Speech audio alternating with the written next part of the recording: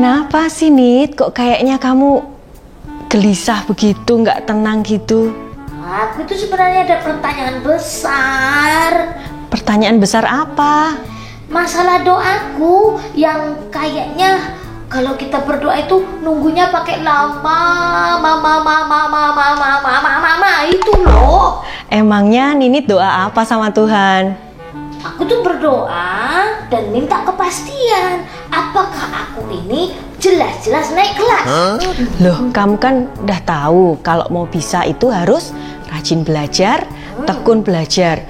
Masa toh kamu sudah lupa cerita minggu kemarin? Enggak, siapa yang lupa? Aku tuh masih ingat. Tapi kan kadang-kadang dalam hati ini kan ada sedikit keraguan gitu. Pasti nggak Ninit naik kelas? Itu. Sudah belajar dengan tekun, sudah berdoa. Nilainya bagus kan? Bagus. Don't worry kalau kayak gitu, Nit.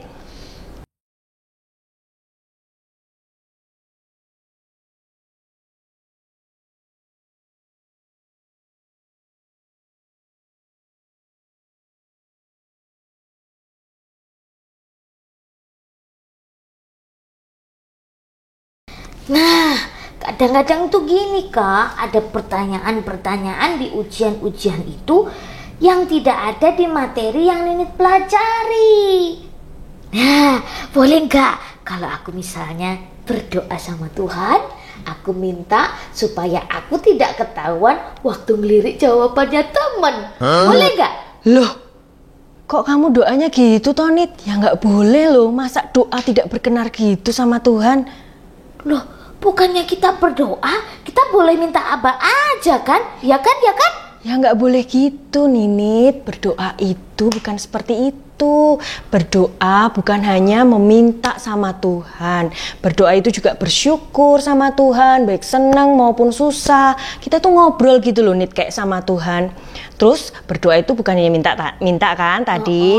Berdoa itu juga kita harus mendoakan orang tua kita, mendoakan teman-teman, mendoakan bangsa dan negara kita. Seperti kita juga harus berdoa ini supaya pandemi cepat selesai, teratasi semuanya dengan baik gitu, Nit. Bukan berdoa yang seperti itu tidak berkenan loh, Nit, sama Tuhan. Oh, jadi gitu ya. Kak, tapi kalau kita berdoa sama Tuhan, kita minta sama Tuhan, apakah semuanya akan dijawab sama Tuhan? Sebelum kakak jawab pertanyaan ini, kita ingat dulu yuk apa yang dilakukan Tuhan Yesus di Taman Getsemani. Kamu ingat gak? Ingat dong, Tuhan Yesus berdoa. Betul kan?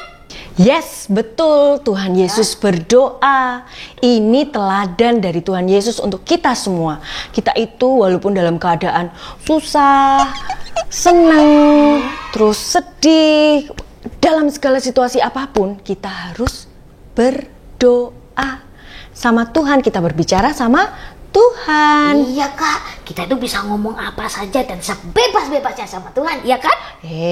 Tapi bicaranya yang sopan dong. Nanti doanya ngomongnya nggak sopan gimana gitu ya, harus sopan. Pasti dong. Waktu berdoa pakai bahasa yang sopan. Benar itu nih, harus sopan. Nah, pada saat Tuhan Yesus di Taman Getsemani, dia itu sebetulnya sudah tahu loh, Nit, apa yang akan terjadi. Kamu masih ingat gak? Tuhan Yesus itu 100% Tuhan, 100% manusia. Ingat. Jadi dia itu sebetulnya udah tahu apa yang akan dihadapinya. Sebagai manusia, dia itu ada rasa takut, tertekan.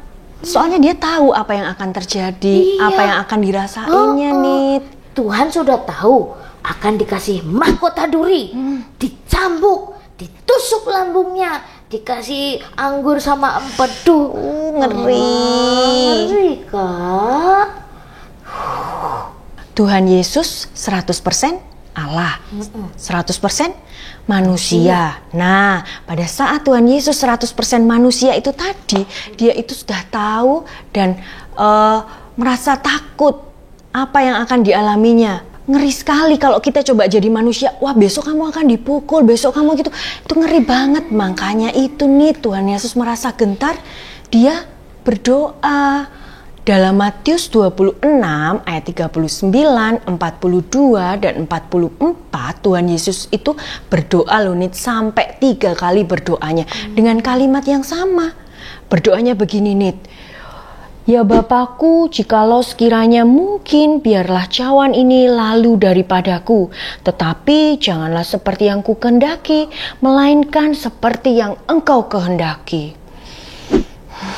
Habis itu Nit, Tuhan Yesus ditangkap, Tuhan Yesus dibawa, Tuhan Yesus disiksa, Tuhan Yesus dicambuk, Tuhan Yesus dihina, diludahi, dan diberi mahkota duri Nit. Kak, harusnya seperti Tuhan Yesus itu, dia bisa melakukan sesuatu.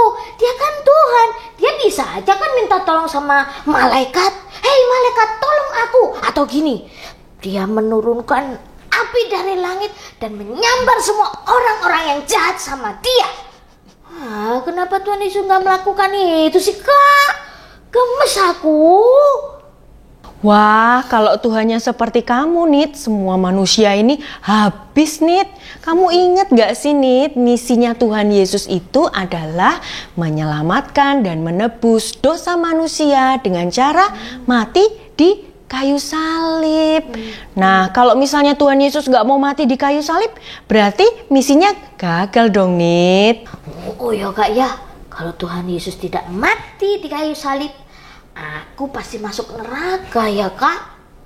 Kan surga itu maha kudus, maha mulia, dan itu gak semua orang bisa sembarangan masuk, kecuali siapa saja yang percaya kepada Tuhan Yesus.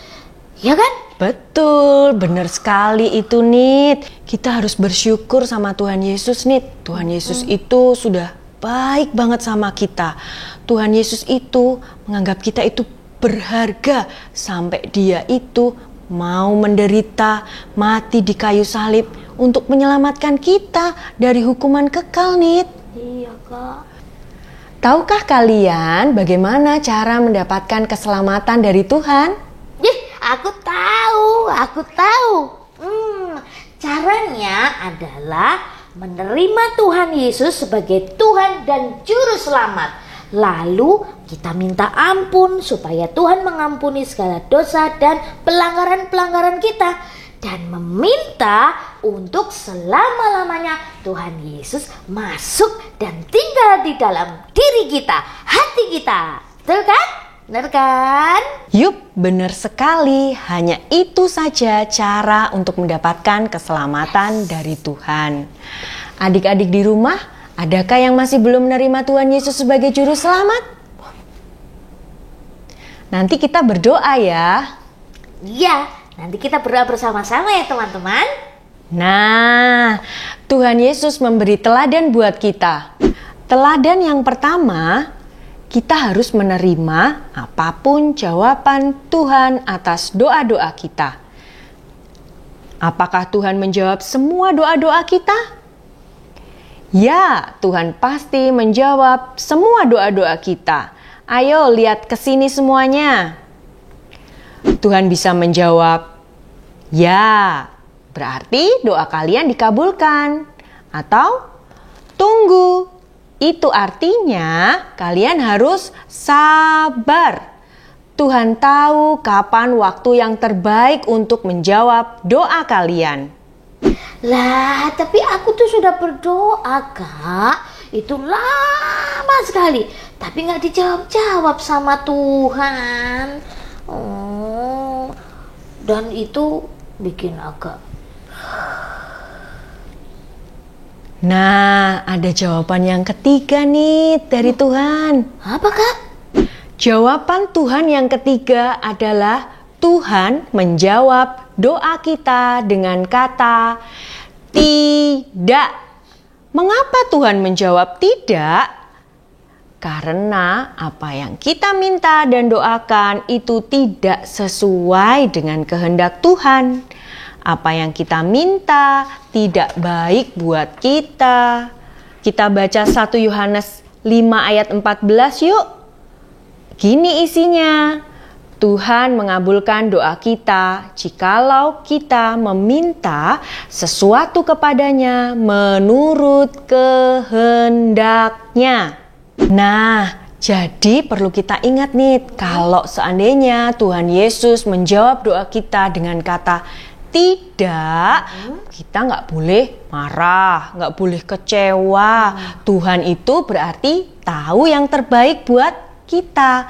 Waktunya Tuhan, Nit, bukan waktu kita. Nit, emangnya kamu doa apa ya, Nit? Wah, aku tuh doanya sudah lebih dari 2 tahun, Kak. 2 tahun. Aku itu minta punya mobil. Mobil yang itu loh, cuman untuk duduk berdua begini.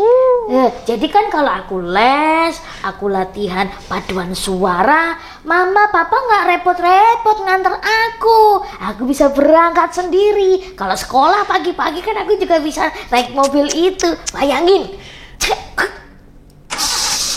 Kok gitu sih suara mobil? Setelah itu ke sekolah. Kalau ada temen di sebelah kanan, aku dinding, dadah, aku sekolah. Ayo teman-teman. Tuh, bisa ngerem, bisa ngegas. Asik kan, Kak? Jadi nggak ngerepotin mama papa kalau aku bisa punya mobil itu. Ya toh? Keren pokoknya. Kok gitu wajahnya? Walah, Nit, kamu tuh ya aneh banget loh, Nit. Masa doanya kayak gitu ya? Pasti Tuhan itu jawabnya tidak, Nit. Lah, emangnya kenapa? Ya belum waktunya lah, Nit. Kamu itu belum punya SIM, belum bisa nyetir. Masih kecil, Nit. Gitu ya? Lah kamu itu ada-ada aja, Nit. Sekarang kamu itu belajar yang rajin. Nanti kalau udah dewasa, kamu kerja, nabung, ngumpulin uang. Terus nanti kamu bisa beli apa yang kamu mau dan apa yang kamu inginkan. Tapi kalau Tuhan Yesus bilang tidak, kamu gak boleh marah loh, Nit. Apalagi kecewa sama Tuhan. Iya, gak marah, aku gak marah. Oke, lanjut ya. Teladan dari Tuhan Yesus yang kedua adalah Tuhan Yesus sangat mengasihi kita sehingga rela mati di kayu salib untuk menebus dosa kita. Dan tidak hanya itu, Tuhan Yesus bangkit pada hari ketiga, menang atas kuasa dosa dan maut. Inilah Paskah, hari kebangkitan Tuhan Yesus kita. Luar biasa kasih Tuhan, bukan? Kita ini manusia yang berdosa, yang nakal, kadang gak nurut sama orang tua, ngeyelan, bandel. Tapi Tuhan Yesus kok mau ya menerima hinaan, siksaan, sampai mati di kayu salib untuk menebus dosa kita, supaya kita tidak masuk neraka. Pernah berpikir demikian gak? Iya sih, aku pernah, Kak. Bahkan aku itu kadang-kadang gak nurutin apa maunya mama sama papa. Tak kasih tahu ya, aku pernah nakalin mama papa. Misalnya aku disuruh belajar, aku bilang sudah, padahal aku baca buku, cerita. Terus aku pernah juga disuruh mandi. Aku padahal cuma gini, cipit gitu. Nakal ya, Kak ya. Dan itu pasti tidak berkenan sama Tuhan. Pernah lagi aku, Kak. Apalagi nih? Aku kan disuruh nyapu rumah. Aku tuh males. Jadi kalau nyapu kamarku gitu, aku nyapu kotorannya itu nggak keluar, tapi aku masukin ke kolong. Kayak itu di kasur. Beneran deh, Kak. Kenapa sih Tuhan itu mau menebus dosaku dan seluruh dosa manusia di dunia? Tahu nggak jawabannya apa, Nit? Apa, Kak? Karena Tuhan Yesus itu mengasihi kita, sayang sama kita. Iya, ya. Ada satu lagu loh, Nit, yang menyentuh hati tentang kasih Tuhan Yesus.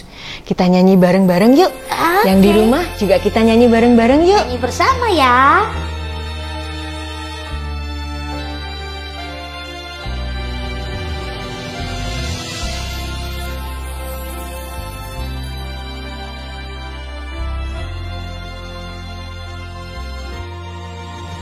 Pada satu bukit jauh dari sini, lihat salib Tuhan berdiri. Sepotong kayu kasar, tanda dosa besar. Di sana Tuhanku telah mati. Ku datang pada salib itu. Ku ingat cintanya Tuhanku. Ya, ku jatuh pada kakinya. Sana ku dapat ampun dosa.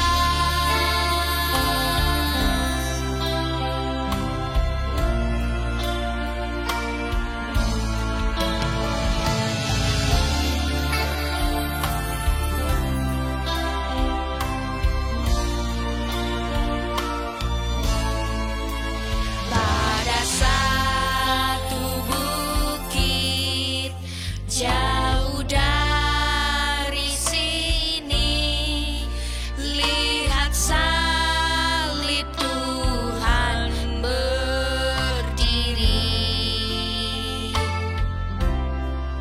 Sepotong kayu kasar, tanda dosa besar. Di sana Tuhanku telah mati. Ku datang pada salib itu. Ku ingat cintanya Tuhanku. Ya, ku jatuh pada kakinya.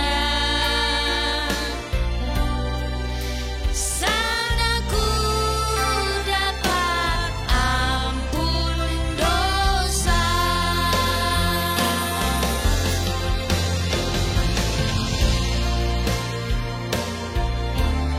Terima kasih Tuhan, Engkau sudah menebus dosa kami. Engkau baik, sangat baik.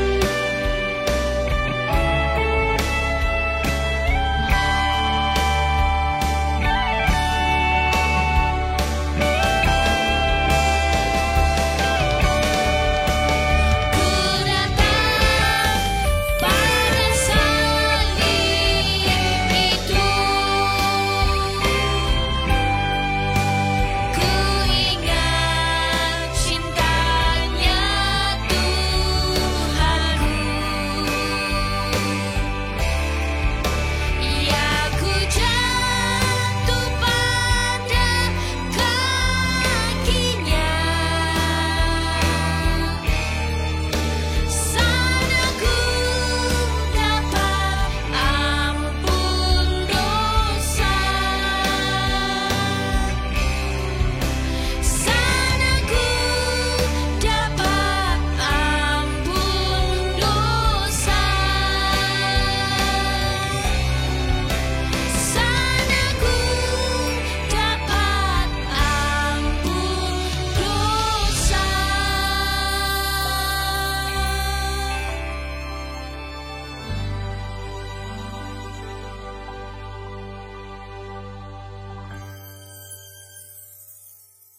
Wadidaw. Wow, Tuhan Yesus itu baik sekali pada kita. Teman-teman harus janji ya, jangan pernah mengecewakan Tuhan yang super duper sangat-sangat mengasihi kita. Janji ya, jangan pernah mengecewakan hati Tuhan. Nah teman-teman, yuk sekarang kita berdoa. Tuhan Yesus, terima kasih Tuhan, Engkau sangat mengasihi kami hingga Engkau mau mati di kayu salib menebus dosa-dosa kami. Tidak hanya itu saja Tuhan, bangkit pada hari ketiga membuktikan bahwa Engkau Tuhan dan Juru Selamat kami. Kami bangga punya Tuhan yang hidup. Oleh karena itu Tuhan, masuklah dalam hati kami menjadi Tuhan dan Juru Selamat kami. Pimpin kami supaya kami dapat hidup sesuai dengan kehendak Tuhan. Baik ketika Tuhan mengabulkan doa kami ataupun ketika Tuhan berkata tidak atas doa kami. Kami mau menurut kepadamu Tuhan, jadilah Tuhan dan Juru Selamat kami. Di dalam nama Tuhan Yesus kami berdoa. Amin.